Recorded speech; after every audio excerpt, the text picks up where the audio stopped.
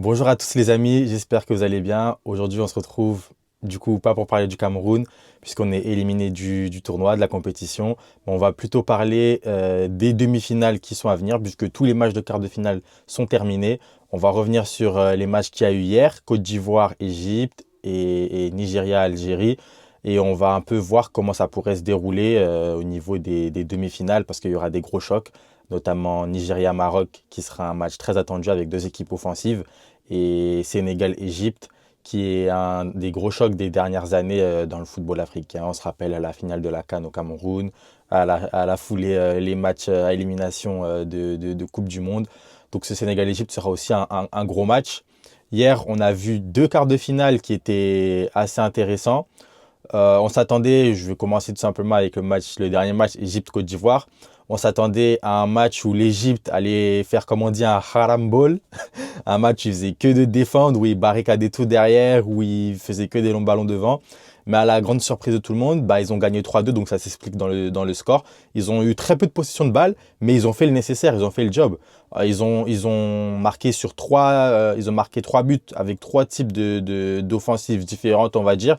Donc ça prouve que c'était pas un haram ball comme on prévoyait. Après, c'est vrai qu'ils ont énormément défendu. Et le football proposé par la Côte d'Ivoire était plus plaisant. Et c'est ce à quoi tout le monde s'attendait. Parce qu'aujourd'hui, la Côte d'Ivoire, avec des ailiers comme Amad Diallo, Yann Diomandé, qui sont très percutants, très bons, qui proposent du beau football, qui apportent de la vivacité, c'est ce à quoi on s'attendait. Surtout aussi avec un milieu comme Christina Oulay, qui est vraiment très bon et qui apporte vraiment une transition vers l'avant assez rapide et assez fluide.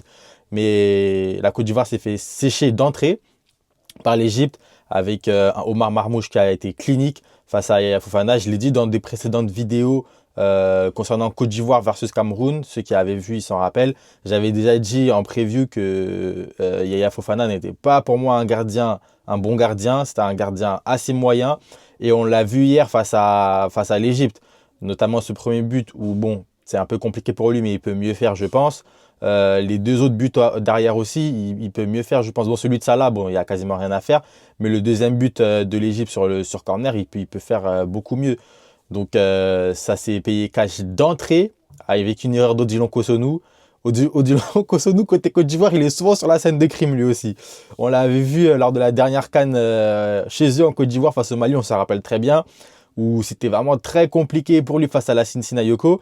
Et hier, d'entrée, il se fait avoir par Omar Marmouche comme un débutant et l'Égypte marque d'entrée. Et à ce moment-là, on se dit tous, l'Égypte, c'est la situation parfaite pour eux. Et ils vont se mettre derrière, ils vont barricader et ça va finir 1-0, emballer, c'est peser comme ils savent très bien le faire.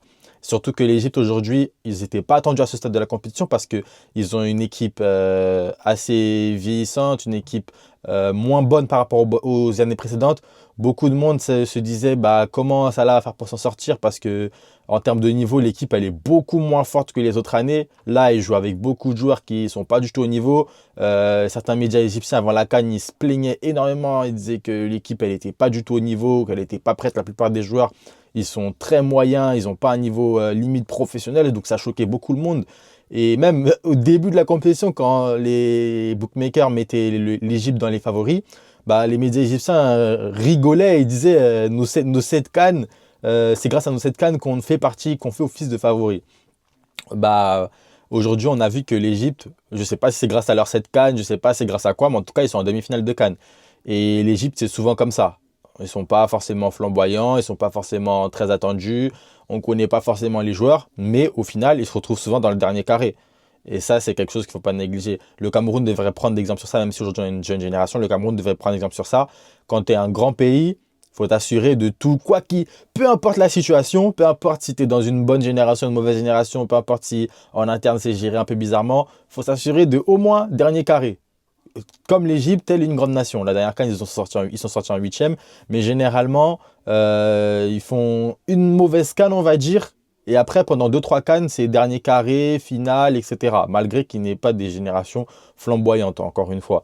Mais hier, d'entrée, ils ont cherché la Côte d'Ivoire. Les Ivoiriens ont essayé de revenir, ont essayé d'attaquer, attaquer, attaquer, attaquer. Mais derrière, défensivement, après, c'est ce à quoi tout le monde s'attendait, hein. Et on l'a vu face à l'Afrique du Sud, par exemple. Mais derrière, les Égyptiens, ça barricade derrière. ça barricade et chaque tentative ivoirienne, chaque centre, chaque frappe, c'était repoussé par un Égyptien. Après, on a eu le 2-0 à la foulée de ça. Donc, c'est un peu comme si, pour moi, je pensais que les Ivoiriens, ils étaient KO debout, que ça allait finir comme ça et qu'il n'allait rien se passer. Mais ils ont su revenir. Ça, je tiens à féliciter cette équipe ivoirienne qui a une vraie force de caractère, malgré que ce soit des jeunes joueurs sur le terrain. Faut rappeler que Yann Diomandé, c'est 19 ans, Christian Olay, c'est 19 ans. En défense aussi, c'est des jeunes joueurs. Evan Dika, dans la défense, c'est le plus âgé. Ah non, il y a aussi Gislan Conan qui est assez âgé. Mais l'équipe ivoirienne, c'est une équipe assez jeune. Evan Dika, il est né en 99, donc il a 26 ans. Kosono, à côté de lui, c'est de génération 2002 ou 2003. Guelado est pareil. Donc c'est une équipe assez jeune. Et Evan Guessant devant aussi, pareil, c'est des joueurs assez jeunes. Donc ils ont eu cette force pour revenir à 2-1. Et derrière, malheureusement, l'Égypte qui sort une attaque, un contre parfait, un contre propre, et qui finalise par Mohamed Salah. Beaucoup de gens attendaient Mohamed Salah comme un flop dans cette compétition. Et moi, personnellement, je savais que ça n'allait pas être un flop. Parce qu'il s'est tellement fait moquer en club, quand il était en club dans sa mauvaise période avec Liverpool, que même les gens comme Carragher ont dit de Salah qu'il n'est pas bon, qu'il n'a rien fait avec l'Égypte alors que son pays a cette CAN. Je pense que dans son ego, ça l'a beaucoup piqué parce que par le passé, il recevait des critiques, mais c'est des critiques par des gens extérieurs, des gens, bon, ils pouvaient un peu s'en foutre. Là, c'est des gens, des légendes, enfin, entre guillemets, des légendes, parce que pour moi, Carragher n'est pas forcément une légende du football, peut-être de Liverpool, mais pour moi, c'est pas une légende du football. Mais des critiques de grands joueurs de son club, là, je pense que ça a dû le piquer et pour moi, il veut faire une très grosse CAN pour ensuite dire, regardez, c'est eux qui se sont trompés, moi je suis bon, moi je suis performant et je vais aller me trouver un autre club et leur montrer que je suis vraiment bon. Donc moi je savais que Salah n'est pas flop dans cette CAN, il a fait une bonne CAN, enfin il fait une bonne CAN pour l'instant et c'est lui qui vient mettre le dernier clou sur le tombeau ivoirien avec ce troisième but parfaitement mené et qui à conclusion il vient et il finit le boulot. Mais derrière la Côte d'Ivoire, faut féliciter parce qu'ils se sont battus jusqu'à la fin, ça a fini en 3-2. Mais à l'avenir, par exemple, entrées comme Seko Fofana ou des joueurs comme Kessié, va falloir apporter une nouvelle génération parce qu'on sent qu'on est sur la fin, par exemple, pour des joueurs comme Kessié. Et c'est dommage parce que Kessié, pour moi, hein, il a toujours fait le job avec la Côte d'Ivoire, il a toujours été fidèle au poste. Mais là, par exemple, hier, on l'a vu sur le match. Kessié, c'était vraiment compliqué pour lui. Même face au Cameroun, on s'en rappelle, au milieu, Sangaré, Kessié et tout, ils étaient malmenés, ils se sont fait bouffer. Il n'y a que Seko Fofana qui tenait un peu la route. Mais bon, c'est dommage pour cette équipe de Côte d'Ivoire, c'est une équipe jeune, ils reviendront.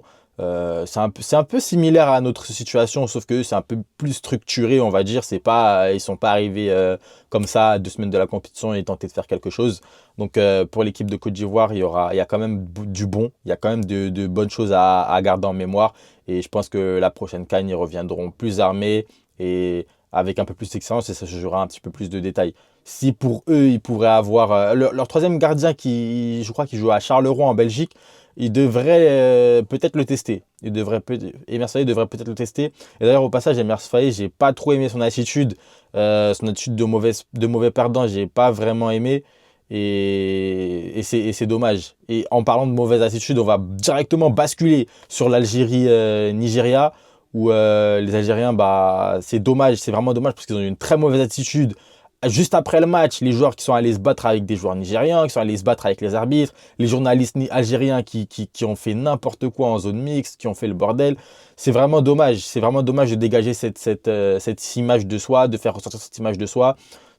Tout le monde, enfin, ça peut arriver à tout le monde de perdre. Ok, vous pouvez vous plaindre de la main sur l'arbitrage, etc. C'est vrai que ça pourrait se siffler main, bien évidemment. Pour d'autres, il n'y a pas main. Pour d'autres, il y a main. C'est une question qui est pas idiote. Et c'est pas injuste ou c'est pas un mensonge de réclamer une main. Il pourrait y avoir, la main pourrait se siffler. Mais le match ne joue pas à ça. Le Nigeria a totalement dominé l'Algérie durant toute la partie. Ça, on va pas se mentir. Ça, c'est inévitable. Et par exemple, à l'inverse de Cameroun-Maroc, où le Maroc nous a dominé sur toute une première mi-temps, le Maroc n'avait pas eu d'occasion franche. Là, le Nigeria, ils ont fait que d'avoir des occasions et des grosses situations dans la surface algérienne. Et à la fin de la première mi-temps, beaucoup de gens se demandaient mais comment c'est que le Nigeria ne mène pas 1-0? Et c'est dommage parce qu'aujourd'hui, l'équipe d'Algérie, ils étaient tous en dedans. Ils n'étaient pas dans leur match.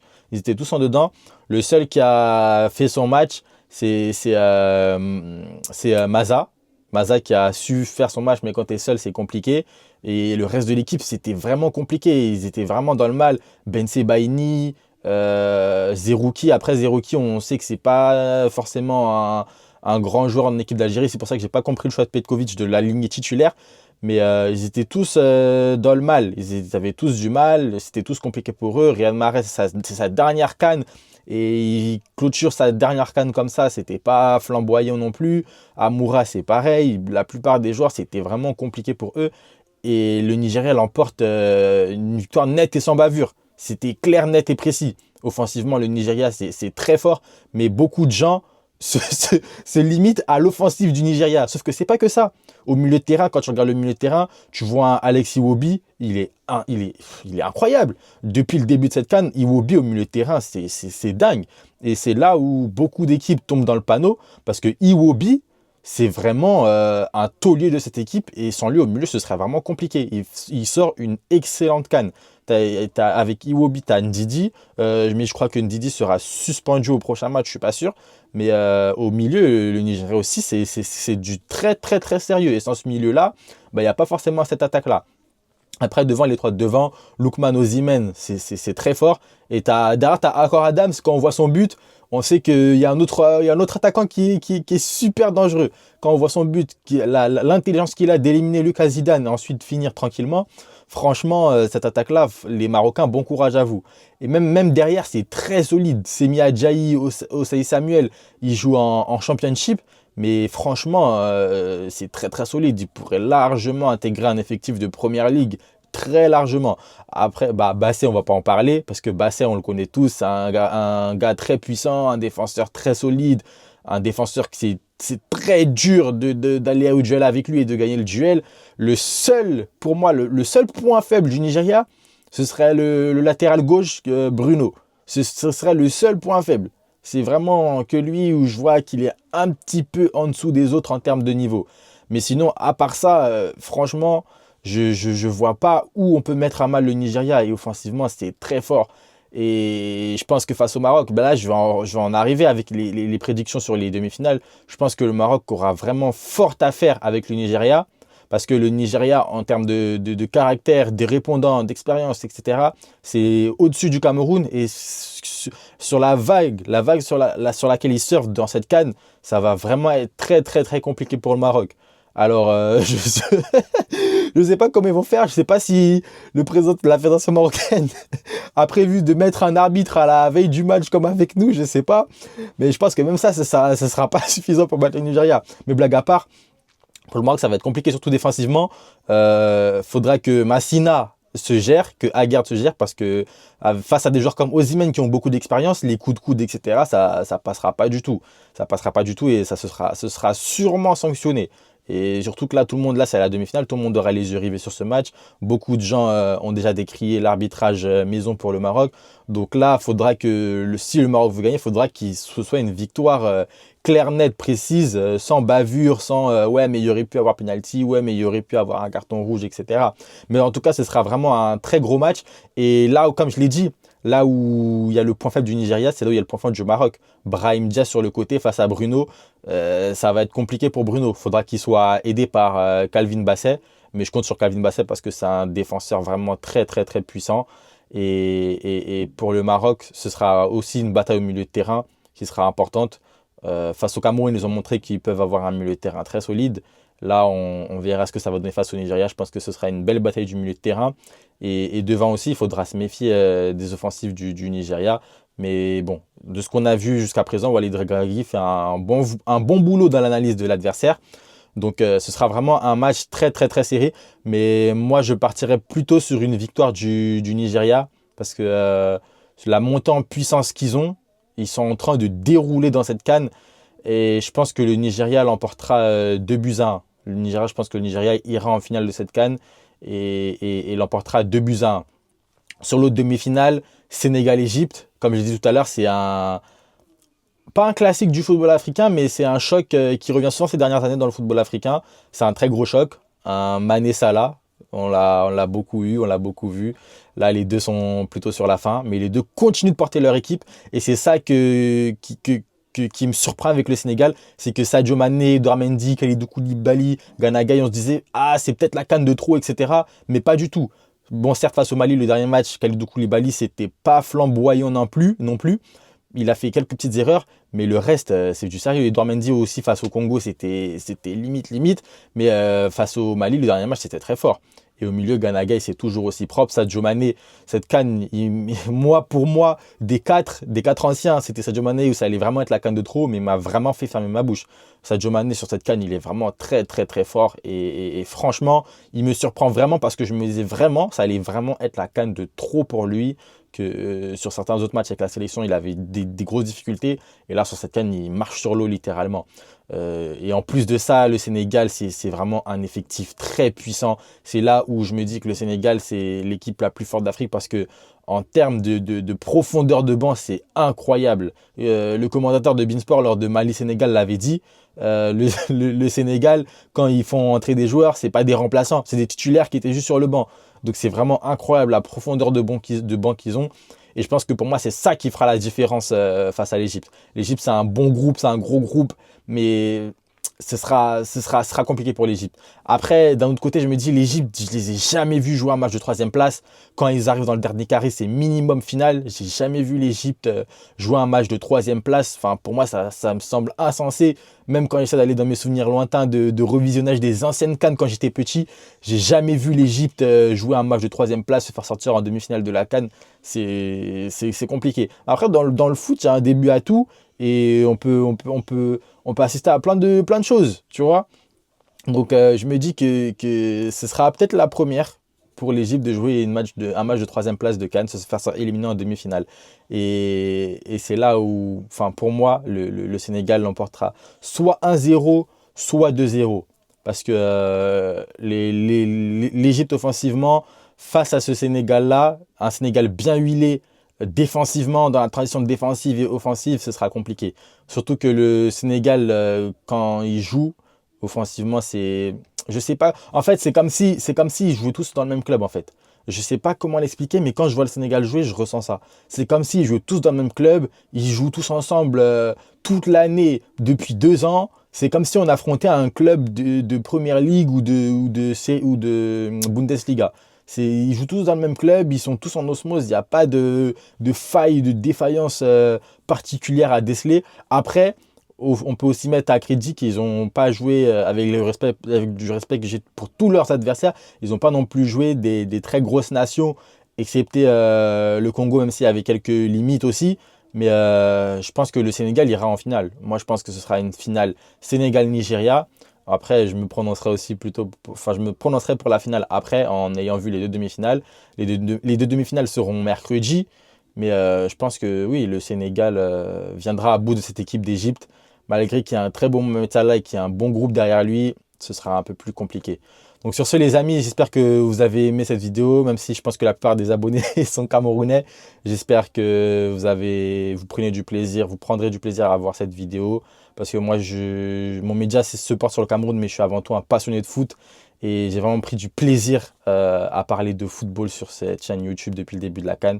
Donc je continue à le faire avec les autres équipes.